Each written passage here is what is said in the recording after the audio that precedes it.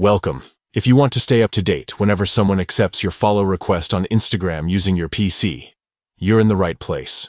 With the latest Instagram update, enabling notifications for accepted follow requests is quick and easy. Let's walk through the steps together so you never miss a new connection. First, open the Instagram app on your computer. If you're not already logged in, enter your account details to access your feed. Once you're inside, take a look at the left side of your screen. Here, you'll see a menu with several icons. Find and click on your profile icon. It's usually your profile picture or a silhouette at the bottom of the menu. After you click your profile icon, a new menu will appear. From here, look for the option labeled Notifications. Click on Notifications to proceed. This section is where you can manage all the alerts Instagram sends you, making sure you're always in the loop. Inside the Notifications menu, find and select Push Notifications. This is where you can fine-tune exactly what Instagram notifies you